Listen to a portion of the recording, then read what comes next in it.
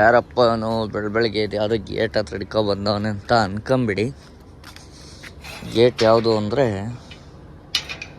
ನಿನ್ನೆ ಅನ್ಲೋಡಿಂಗ್ ಪಾಯಿಂಟಿಗೆ ಬಂದಿದ್ನಲ್ಲ, ಆ ಗೇಟ್ ನಿನ್ನೆ ನೈಟೇ ಅನ್ಲೋಡ್ ಆಗಿತ್ತು. ಸೊ ಗಾಡಿ ಇಲ್ಲೇ ಹಾಕಿದ್ದೆ.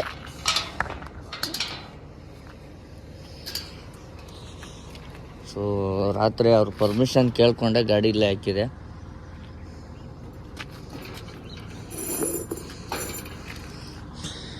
ಗಾಡಿ ನೋಡಿ ಇಲ್ಲಿ ನಿಂತಿದೆ. ಗಾಡಿ ಖಾಲಿಯಾಗಿದ್ದು ಇಲ್ಲೇನೆ ನೈಟು ಇಲ್ಲೇ ಸೈಡ್ಗೆ ಹಾಕಿ ಮಲ್ಕೊಂಬಿಟ್ಟೆ. ಏನಪ್ಪ ಅಂದರೆ ಸೊಳ್ಳೆಗಿಲ್ಲೆ ಟಾರ್ಚರ್ ಏನು ಇರಲಿಲ್ಲ. ಸೊ ಹಾಗಾಗಿ ಅವ್ರನ್ನ ಕೇಳಿದೆ ಮಲ್ಕೊಬೋದ ಅಂತ. ಆರಾಮಾಗಿ ಮಲ್ಕೊಳ್ಳಿ, ಯಾರು ಡಿಸ್ಟರ್ಬ್ ಮಾಡಲ್ಲ, ಏನೂ ತೊಂದರೆ ಇಲ್ಲ ಅಂದರು. ಹಾಗಾಗಿ ಇಲ್ಲೇ ಸೈಡ್ಗೆ ಹಾಕಿ ಮಲ್ಕೊಂಡೆ. ಇವಾಗ ಎದ್ದು ಲೋಡ್ ನೋಡ್ಬೇಕಲ್ಲಪ್ಪ, ಅದಕ್ಕೆ ಹೊರಟಿದ್ದೀನಿ. ಹೊರಡುವ ಇಲ್ಲಿಂದ.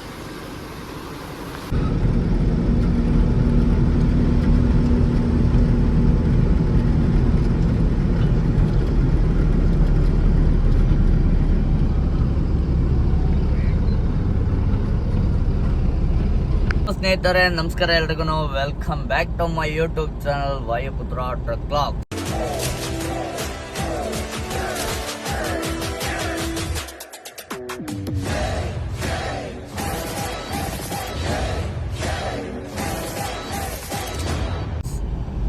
ಸೊ ನಿನ್ನೆ 1 ಅವರ್ ಖಾಲಿ ಮಾಡಿ ಬೆಳಿಗ್ಗೆ ಆಫೀಸಿಂದ ಇಲ್ಲಿ ಬಂದು ನಾವು ಪ್ರಕೃತಿ ಸೌಂದರ್ಯ ಸವ್ಯವ ಅಂತ ಬಂದಿದ್ದೆ. ಸೊ ಇವಾಗ ಗಾಡಿ ಇಲ್ಲೇ ಹಾಕ್ಕೊಂಡು, ಲಾಸ್ಟ್ ಟೈಮ್ ನಾನು ಟಾಟಾ ಗಾಡಿಗೆ ಲೋಡ್ ಮಾಡಿದ್ದೆ. ಎಲ್ಲಿಂದ ಅಂದರೆ ಕಾರವಾರದಿಂದ ಹೊಸೂರಿಗೆ ಬ್ಯಾರಲ್ ಲೋಡು. ಸೊ ಅದೇ ಲೋಡ್ಗೆ ಇವಾಗ ನಾನು ಮತ್ತೆ ಹೋಗ್ತಾ ಇದ್ದೀನಿ ಕಂಟೈನರ್ ತೊಗೊಂಡು. ಎಲ್ಲ ಕನ್ಫರ್ಮ್ ಮಾಡಿಕೊಂಡು ಬಾಡಿಗೆ ಎಲ್ಲ ಮಾತಾಡಿದ್ದಾಯಿತು. ಬ್ರೋಕರ್ದು ಏನಿಲ್ಲ ಇಲ್ಲಿ ಮಧ್ಯದಲ್ಲಿ. ಸೊ ಹೆಂಗೆ ಸಿಕ್ತು ಅಂದರೆ ನಾನು ಲಾಸ್ಟ್ ಟೈಮ್ ಅವ್ರ ಹತ್ರ ಮಾತಾಡಿದ್ದೆ ಚೆನ್ನಾಗೇನೆ. ಸೊ ಈ ಲೋಡ್ನ ನಮ್ಗೆ ಗೊತ್ತಿರೋ ಟ್ರಾನ್ಸ್ಪೋರ್ಟ್ ಅವರು ಗ್ರೂಪಲ್ಲಿ ಹಾಕಿದ್ರು. ಅವರು 3 ದಿನದಿಂದ ಆಗ್ತಾಯಿದ್ರು ಲೋಡ್. ಇದು ಕಂಟೈನರ್ ಆಗಲ್ಲ ಅಂದ್ಕೊಂಡು ನಾನು ಇಲ್ಲೇನು ಬರೋ ಐಡಿಯಾ ಏನು ಇರಲಿಲ್ಲ. ಸೊ ಹಾಗಾಗಿ ನೋಡ್ತಾಯಿದ್ದೆ, ಅಬ್ಸರ್ವ್ ಮಾಡ್ತಾಯಿದ್ದೆ. ಸೊ ಡೈರೆಕ್ಟಾಗಿ ನಾನು ನಿನ್ನೆ ನೈಟ್ ಫೋನ್ ಮಾಡಿದೆ ಡೈರೆಕ್ಟಾಗಿ ಪಾಲ್ಟಿಗೆ, ಅಸೋಸಿಯೇಟ್ ARC ಅವ್ರಿಗೆ. ಸೊ ಅವರು ಫೋನ್ ಸ್ವಿಚ್ ಆಫ್ ಆಗಿತ್ತು. ಇವಾಗ ಬೆಳಿಗ್ಗೆ ಫೋನ್ ಮಾಡಿದ್ದಕ್ಕೆ ರಿಂಗ್ ಆಯಿತು, ಎತ್ತಿದ್ರು, ಮಾತಾಡಿದ್ರು, ಹೌದು ಇದೆ ಅಂತ ಹೇಳಿದ್ರು ಬಾಡಿಗೆ. ಸೊ ಈ ಟೈಮು 32 ಮಾಡಿದ್ದಾರೆ. ಅದು ನಾನು ಮಾತಾಡಿದ್ದಕ್ಕೆ ಇವಾಗ. ಸೊ ಇದು ಬೇರೆ ಟ್ರಾನ್ಸ್ಪೋರ್ಟಿಂದ 30,000ಕ್ಕೆ ಹೋಗಿದೆ ಬಾಡಿಗೆ. ಸೊ ಇವಾಗ 30,000 ಹೋಗಿ, ಬ್ರೋಕರ್ ಕಮಿಷನ್ ಹೋಗಿ, ಮತ್ತು ಲೋಡಿಂಗ್ ಅನ್ಲೋಡಿಂಗ್ ಖರ್ಚೆಲ್ಲ ಹೋಗಿ ನಮ್ಮ ಕೈಗೆ 26,000 ಸಿಗ್ತಾಯಿತ್ತು. ಸೊ ಇವಾಗ ನಾನು ಒಪ್ಕೊಂಡಿರೋದು 2,000 ಖರ್ಚು ಹೋಗುತ್ತೆ, 30,000 ನೆಟ್ ಅಮೌಂಟ್ ನಮಗೆ ಸಿಗುತ್ತೆ. ಇದರಲ್ಲಿ 27,000 26,000 ಏನೋ ನಮಗೆ ಅಕೌಂಟಿಗೆ ಬರುತ್ತೆ. ಸೊ ಇನ್ನು ಮಿಕ್ಕಿದ್ದ ಅಮೌಂಟು 10% ಅಮೌಂಟು ಅಲ್ಲೇ ಇವ್ರದ್ದು ARC ಆಫೀಸ್ ಇದೆ, ಅಲ್ಲಿ ಹೋಗಿ ಜಮಾ ಮಾಡಿದ್ರೆ ಅಲ್ಲೇ ಚೆಕ್ ಬರ್ಕೊಡ್ತಾರೆ. ಚೆಕ್ ತೊಗೊಬಂದು ನಾವು ನಮ್ಮ ಅಕೌಂಟ್ಗೆ ಹಾಕೊಬೇಕು. ಸೊ ಈ ಥರ ಇರುತ್ತೆ. ಸೊ ಇವಾಗ ಲೋಡಿಂಗ್ ಪಾಯಿಂಟ್ ಇಲ್ಲಿಂದ 64 ಕಿಲೋಮೀಟ್ರ್ ಇದೆ. ಸೊ ಬನ್ನಿ ಅಂತ ಹೇಳಿದ್ದಾರೆ, ಕಂಟೈನರ್ಗೂ ಲೋಡ್ ಮಾಡ್ತಾರಂತೆ. ಹೋಗಿ ಲೋಡ್ ಮಾಡ್ಕೊಳ್ಳೋಣ ಬನ್ನಿ. ಸೊ ಗಾಡಿ ಬಂದು ಇಲ್ಲೇ ಹಾಕಿ ಸೈಡ್ಗೆ ಇವಾಗ ಹೊರಡಬೇಕು. ಕಂಟೈನರಲ್ಲಿ ಹಗ್ಗ ಇರಲಿಲ್ಲ ಕಟ್ಟಕ್ಕೆ. ಯಾಕಪ್ಪ ಅಂದರೆ ಒಂದು 4ರಿಂದ 5 ಬ್ಯಾರಲ್ಲು ಮೇಲೆ ಬರುತ್ತೆ. ಸೊ ಅದನ್ನು ಕಟ್ಟಬೇಕು ಅಂತ ಹೇಳ್ಬಿಟ್ಟು ಇಲ್ಲೇ ಅವರೊಂದು ಅಂಗಡಿ ಹೇಳಿದರು. ಅಂಗಡಿಲಿ ಹಗ್ಗ ತೊಗೊಂಡು ಮತ್ತು ಟಿಫನ್ ಕೂಡ ತೊಗೊಂಡು ಹೋಗ್ತಾಯಿದ್ದೀನಿ. ಅಲ್ಲಿ ಟಿಫನ್ ಸಿಗಲ್ಲ, ಅಲ್ಲಿ ಕಾಫಿ ಟೀ ಸಿಗುತ್ತೆ. ಸೊ ಹಾಗಾಗಿ ಟಿಫನ್ನು ತೊಗೊಂಡು ಹಗ್ಗ ತೊಗೊಂಡು ಹೋಗ್ತಾ ಇದ್ದೀನಿ. ಇನ್ನೇನು ಕೇವಲ ಒಂದು 4-5 ಕಿಲೋಮೀಟ್ರ್ ಇದೆ ಪಾಯಿಂಟು. ಸೊ ಹೋಗಿ ಲೋಡ್ ಮಾಡ್ಕೊಳ್ಳುವ ಬನ್ನಿ. ಪಾಯಿಂಟ್ಗೆ ರೀಚ್ ಆಗಿದ್ದೀವಿ. ಇದೇ ಬ್ರಿಡ್ಜು, ನಮಗೆ ಇದೊಂದು ಬ್ರಿಡ್ಜ್ ಸಿಕ್ಬಿಟ್ರೆ ಇಲ್ಲಿ ಸಿಗುತ್ತೆ ಆಫೀಸು ಮತ್ತು ಫ್ಯಾಕ್ಟ್ರಿ ಇಲ್ಲ ಇರೋದು. ಸೊ ಲಾಸ್ಟ್ ಟೈಮು ಇದು ಮ್ಯಾಪಲ್ಲಿ ಹಾಕಿದ್ರೆ ಇಲ್ಲಿಂದ ಇನ್ನೂ 1 ಕಿಲೋಮೀಟ್ರ್ ಒಳಗಡೆ ತೋರಿಸುತ್ತೆ, ಅಲ್ಲಿಲ್ಲ. ಲಾಸ್ಟ್ ಟೈಮ್ ಅಲ್ಲಿ ಹೋಗ್ಬಿಟ್ಟು ವಾಪಸ್ ಇಲ್ಲಿಗೆ ಬಂದಿದ್ದು. ಸೊ ಇವಾಗ ಲೋಡಿಂಗ್ ಆಗೋ ಪಾಯಿಂಟ್ ಇದೇನೆ, ಅಲ್ಲಿ ಹೋಗ್ಬಿಟ್ಟು ವಿಚಾರಿಸ್ಬಿಟ್ಟು ಬರೋಣ. ಇನ್ಫಾರ್ಮ್ ಮಾಡಿ ಗಾಡಿ ಬಂದಿದೆ ಅಂತೇಳಿ ಬರೋಣ ಬನ್ನಿ. ಗಾಡೀಲಿ ಒಳಗಡೆ ಹಾಕಿದ್ದೀನಿ ಮೇನ್ ರೋಡಿಂದ.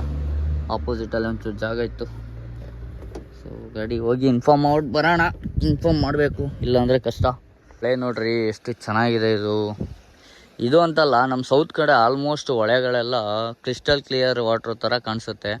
ಸೊ ಒಳಗಡೆ ಇರೋ ಕಲ್ಲುಗಳು ಕಾಣಿಸ್ತವೆ ನೋಡಿ ಇಲ್ಲಿಂದ. ನಿಮ್ಮ ಕ್ಯಾಮ್ರಾದಲ್ಲಿ ಕಾಣಿಸ್ತಾ ಇಲ್ಲ ಅನಿಸುತ್ತೆ ನೋಡಿ, ಅಲ್ಲಿ ಕಾಣಿಸ್ತಾ ಇದೆಯಾ? ಅಷ್ಟು ಕ್ಲಿಯರಾಗಿ ಅಷ್ಟು ಶುದ್ಧವಾಗಿದ್ದಾವೆ. ಇಲ್ಲಿ ಸ್ನಾನ ಕೂಡ ಮಾಡ್ತಾಯಿದ್ದಾರೆ ಡ್ರೈವರ್ಸು. ಸೊ ಅಷ್ಟು ಶುದ್ಧವಾಗಿರುತ್ತೆ. ರೀಸೆಂಟಾಗಿ ನಾನು ಕೋಲ್ಕತ್ತಾಗೆ ಹೋಗಿದ್ನಲ್ಲ, ಅಲ್ಲಿ ಹೊಳೆಗಳ ಸಾಗರನೇ ಐತೆ. ಸುಮಾರು ಹೊಳೆಗಳು ಸಿಗ್ತವೆ, ಬಟ್ ಒಂದು ಶುದ್ಧವಾಗಿಲ್ಲ.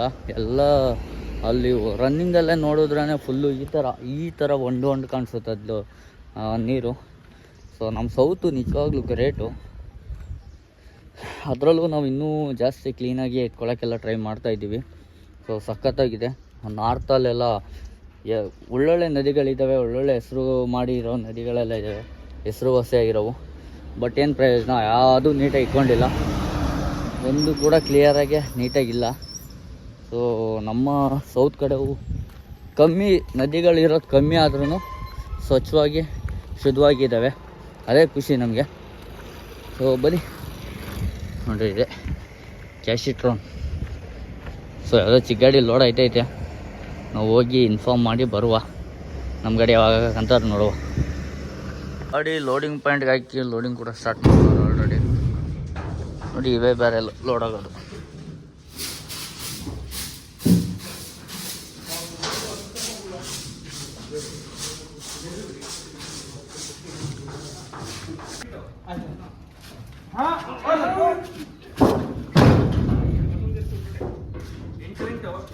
ಯಾಣ ಹೋಗೋ ರೋಡಲ್ಲಿ ಯಾವುದೋ ಬ್ರಿಡ್ಜು ವ್ಯೂ ಲೊಕೇಶನ್ ಮಾತ್ರ ಸಕ್ಕತ್ತಾಗಿದೆ.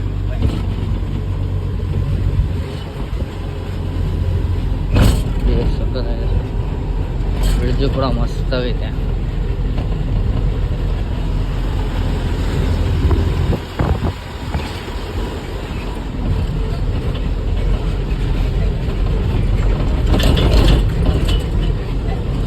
ಒಂಥರ ನೋಡೋಕ್ಕೂ ಖುಷಿ ಆಗುತ್ತೆ. ಆಮೇಲೆ ಯಾವ ಥರ ಫೀಲ್ ಆಗುತ್ತೆ ಅಂದರೆ, ನಾವು ಗೋವಾ ಮತ್ತು ಈ ಗೋವಾ ರೋಡ್ಗಳೆಲ್ಲ ಸೇಮ್ ಇದ್ದಾವೆ. ಅದೇ ಸ್ವಲ್ಪ ತಳಮಳ ಆಗೋದು. ವೆದರು ಅಷ್ಟೇ, ಗೋವಾ ವೆದರ್ ಥರನೇ ಐತೆ, ಸ್ವಲ್ಪ ಹೀಟು ಸೆಕೆ ಥರ. ಯಲ್ಲಾಪುರ ಘಾಟ್ ಹತ್ತವ್ರಿಗೆ ಹಂಗೇನು ಸ್ವಲ್ಪ, ಯಲ್ಲಾಪುರ ಘಾಟ್ ಹತ್ತಿದ್ಮೇಲೆ ಸರಿ ಹೋಗೋದು.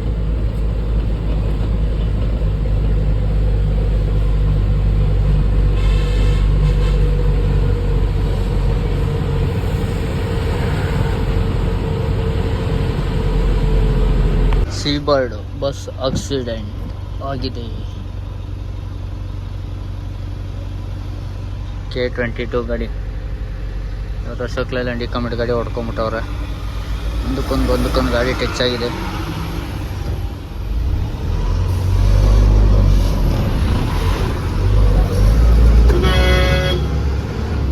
ಅಬ್ಬಬ್ಬಬ್ಬಬ್ಬ, ಇಲ್ಲಿ ನೋಡಿ ಸರಣಿ ಅಪಘಾತ ಆದಂಗೆ ಆಯಿತು. ಈ ಕಾಮೆಂಟ್ ಗಾಡಿ ಯಾವ್ದಪ್ಪ ಇದೆ? ಈ ಗಾಡಿ ಅವರಿಂದಾನೇ ಆಗಿರ್ಬೇಕಾಗಿದೆ. ಯಾಕೆ ಈ ಟರ್ನಿಂಗಲ್ಲೇ ಯಾಕೆ ಹಿಂಗೆ ಮಾಡ್ಕೊಂಡವ್ರವರು? ತಾಳ್ಮೆ ಗುರು ಮನುಷ್ಯಂಗೆ. ನಾನು ಅನ್ನೋ ಅಹಂ ಇರಬಾರ್ದು, ಎಲ್ಲನೂ ಸರಿಗೆ ಇರುತ್ತೆ. ನಾನು ಅಂತ ಅಹಂ ಬಂದಾಗ್ಲೇ ಈ ಥರ ಎಲ್ಲ ಆಗೋದು. ಸೊ ಅವ್ರಿಗಾಗೋದಲ್ಲದೆ ಪಾಪ ಅಕ್ಕಪಕ್ಕ ಇರೋರ್ಗು ಆಗುತ್ತೆ. ಸೊ ಹಿಂಗೆ ಈ ಟರ್ನಿಂಗ್ಗಳಲ್ಲಿ ನಾನು ಹೋಗ್ಬಿಡ್ಬೇಕು, ನನ್ನ ಗಾಡಿ ಫಸ್ಟ್ ಹೋಗ್ಬಿಡ್ಬೇಕು, ನಾನು ಅನ್ನೋದು ಬಂದಾಗ, ಯಮ ನೀನಲ್ಲ ಮಗ, ನಾನು ಇಲ್ಲಿ ಕಾಯ್ತಾ ಇದ್ದೀನಿ ಅಂತ ಕಾಯ್ತಾ ಇರ್ತಾನೆ. ಸೊ ಅದಕ್ಕೆ ನಾನಲ್ಲ ಅಂತಾನೆ ಇರಬೇಕು. ತಾಳ್ಮೆ ನಮ್ಮ ಡ್ರೈವಿಂಗ್ ಫೀಲ್ಡಲ್ಲಂತೂ ಸುಮಾರು ಸತಿ ಹೇಳ್ತಾ ಇದ್ದೀನಿ, ತಾಳ್ಮೆಗಿಂತ ದೊಡ್ಡದು ಯಾವುದೂ ಇಲ್ಲ. ತಾಳ್ಮೆ ಇರಬೇಕು. ಘಾಟ್ ನೋಡ್ರಿ ಎಷ್ಟು ಚೆನ್ನಾಗಿ ಮಾಡೋರಿ. ಮೊದಲು ಹಿಂಗಿರ್ಲಿಲ್ಲ ಇದು, ಇವಾಗ ಮಾತ್ರ ಸಖತ್ತ ಮಾಡಿದ್ದಾರೆ.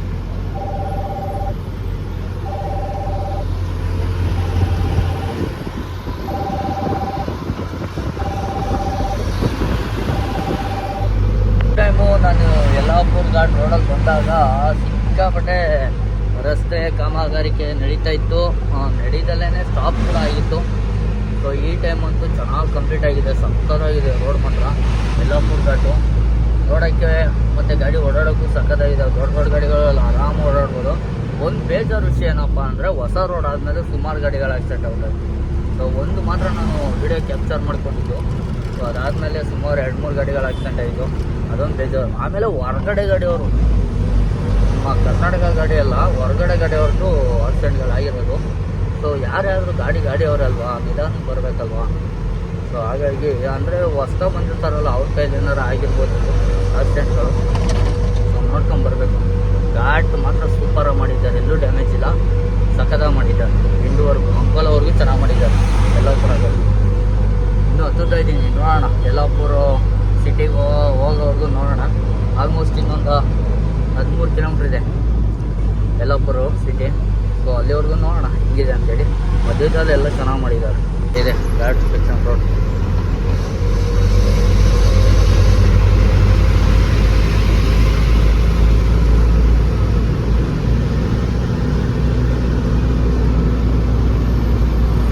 ಇಲ್ಲೂ ಎಲ್ಲ ಡ್ಯಾಮೇಜ್ ಇತ್ತು, ಇಲ್ಲೂ ಎಲ್ಲ ಕ್ಲಿಯರ್ ಟಾರೆಲ್ಲ ಹಾಕಿದ್ದಾರೆ ಹೊಸ್ದಾಗಿ, ಚೆನ್ನಾಗಿ ಮಾಡಿದ್ದಾರೆ. ಆಮೇಲೆ ಇಲ್ಲಿ ಮುಂದೆ ಯಲ್ಲಾಪುರ ಘಾಟಲ್ಲಿ ಆಟೋದೊಂದು ಟಾರ್ಚರ್ ಇದೆ, ಅದೂ ಏನೋ ಒಂದು ಇಶ್ಯೂ ಆಗಿತ್ತು. ಅದಾದಮೇಲೆ ಇದ್ದಾರ ಇಲ್ವಾ ಅನ್ನೋದು ಗೊತ್ತಿಲ್ಲ, ಇರ್ತಾರ ಇಲ್ವಾ ಅನ್ನೋದು. ಅದು ಒಂದು ನೋಡೋಣ ಏನು ಯಾವ ಥರ ಆಡ್ತಾವನೆ ಟಾಟಾ ಇಂಟ್ರ ಗಾಡಿ. ಹತ್ತುತ್ತಾಯ್ತೋ ಇದು ಗೊತ್ತಿಲ್ಲ. ಹಂಗೆ ಆಟ.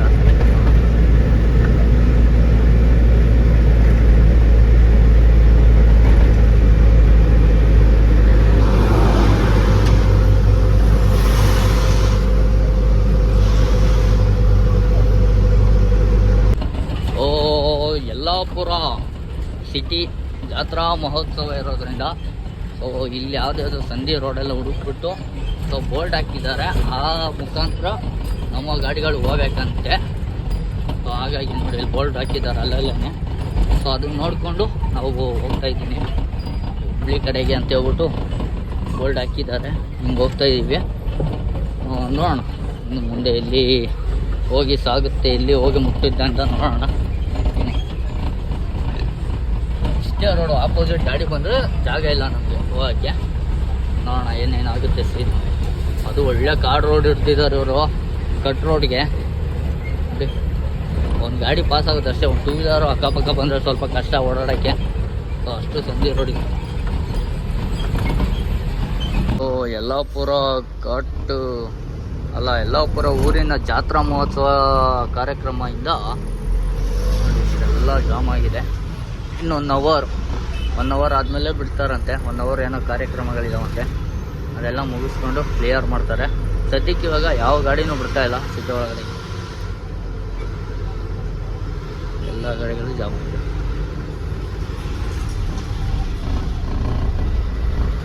ಆಲ್ಮೋಸ್ಟ್ ಎಲ್ಲ ಶಿರಾ ತುಮಕೂರೆಲ್ಲ ಪಾಸ್ ಮಾಡಿಕೊಂಡು ಸೊ ನೆಲಮಂಗಲ ಟೋಲು ಕೂಡ ಪಾಸ್ ಮಾಡ್ಕೊಂಡು ಬಂದೆ. ಟಾಟಾ ಗಾಡಿಯಲ್ಲಿ ನಿಂತಿದೆ. ಸೊ ಅಣ್ಣ ಲೋಡ್ ಮಾಡ್ಕೊಂಡು ಮಲ್ಕೊಟ್ಟವ್ರೆ. ನೆನ್ನೆ ನೈಟು ಗಾಡಿ ಓಡಿಸ್ತಿದ್ರು ನಾನ್ ಸ್ಟಾಪು, ಹಾಗಾಗಿ ರೆಸ್ಟ್ ಮಾಡ್ತವ್ರೆ. ಫೋನ್ ಮಾಡಿದ್ರೆ ಫೋನ್ ಪಿಕ್ ಮಾಡ್ತಾಯಿಲ್ಲ. ಇಲ್ಲಿ ಆ ಕಡೆ ದಾಟು ಹೋಗೋಕ್ಕೂ ಜಾಗನೂ ಇಲ್ಲ ಇಲ್ಲೆಲ್ಲೂ.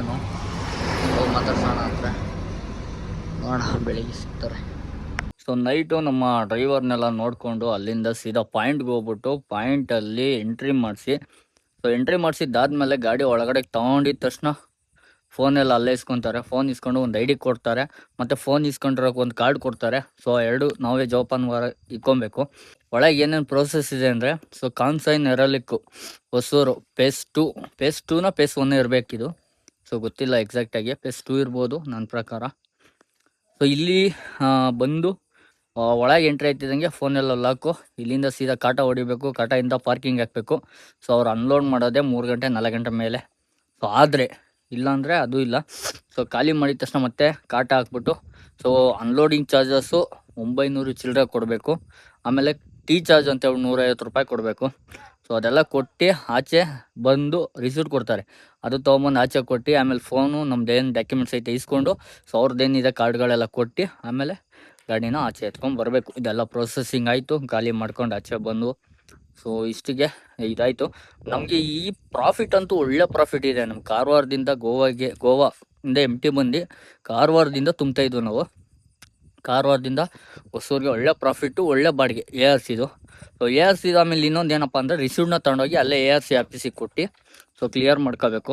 ARC ಆಫೀಸಿಗೆ ಕೊಟ್ಟರೆ ಯಾರ ಗಾಡಿ ಓನರ್ ಹೆಸರು ಇರುತ್ತೆ ಆ ಓನರ್ ಹೆಸರಿಗೆ ಚೆಕ್ ಕೊಡ್ತಾರೆ. ಬ್ಯಾಲೆನ್ಸ್ ಎಷ್ಟಿರುತ್ತೆ ಅಷ್ಟು. ಸೊ ನಾವು ಯಾವಾಗ ಬೇಕೋ ಅವಾಗ ಅವ್ರದ್ದೇನು ಟೈಮ್ ಇರುತ್ತೆ ಚೆಕ್ದು, ಆ ಡೇಟ್ ಒಳಗಡೆಗೆ ನಾವು ಹೋಗಿ ಕ್ಲಿಯರ್ ಮಾಡ್ಕೋಬೋದು. ಈ ಥರ ಇರುತ್ತೆ. ಸೊ ಚೆನ್ನಾಗಿದೆ ಏರ್ಸ್ ಇದು. ಡೈರೆಕ್ಟು ಅಕೌಂಟ್ಗೆ ಬೀಳುತ್ತೆ, ಕಂಪ್ನಿಯಿಂದ ಡೈರೆಕ್ಟ್ ಓನರ್ ಅಕೌಂಟ್ಗೆ ಕಾಸು ಬಿಡೋದು, ಬೇರೆ ಯಾರ ಅಕೌಂಟ್ಗೂ ಹೋಗಲ್ಲ ಮಧ್ಯದಲ್ಲಿ. ಸೊ ಇದೊಂಥರ ಚೆನ್ನಾಗಿದೆ. ಆ ಬ್ರೋಕರೇಜು ಕಟ್ ಆಗಲ್ಲ, ಅಂದರೆ ಅವ್ರದ್ದು ಕಟ್ ಮಾಡ್ತಾರೆ 900 ರುಪೀಸ್ ಏನೋ. ಸೊ ಅದು ಬಿಟ್ರೆ ಸೊ ಮಧ್ಯವರ್ತಿಗಳು ಯಾರು ಇರಲ್ಲ, ಕ್ರಾಸಿಂಗ್ ಅಮೌಂಟ್ ಇರಲ್ಲ, ಡೈರೆಕ್ಟ್ ಪಾರ್ಟಿ ಟು ಸೊ ಗಾಡಿ ಓನರ್ ಅಕೌಂಟ್ಗೆ ಬೀಳುತ್ತೆ. ತುಂಬ ಚೆನ್ನಾಗಿದೆ ಏರ್ಸ್ ಇದು. ಸೊ ಒಂದೊಂದು ಟೈಮಲ್ಲಿ ಒಂದೊಂದು ಕಡೆ ಲೇಟು, ಅನ್ಲೋಡಿಂಗ್ ಎಲ್ಲ ಲೇಟು, ಅದು ಹಿಂಸೆ ಆಗುತ್ತೆ, ಏನು ಮಾಡೋಕ್ಕಾಗಲ್ಲ. ಸೊ ಈ ಟ್ರಿಪ್ಪೆಲ್ಲ ಇಲ್ಲಿಗೆ ಕಂಪ್ಲೀಟ್ ಆಯಿತು. ಸೊ ವಿಡಿಯೋ ಇಷ್ಟ ಆಗಿದ್ರೆ ಲೈಕ್ ಮಾಡಿ, ಶೇರ್ ಮಾಡಿ, ಹಾಗೆ ಸಬ್ಸ್ಕ್ರೈಬ್ ಮಾಡಿ ಅಂತ ಕೇಳ್ಕೊಳ್ತಾ ಮುಂದಿನ ವಿಡಿಯೋದಲ್ಲಿ ಮತ್ತೆ ಸಿಗೋಣ. ಅಲ್ಲಿವರೆಗೂ take care, bye bye, love you.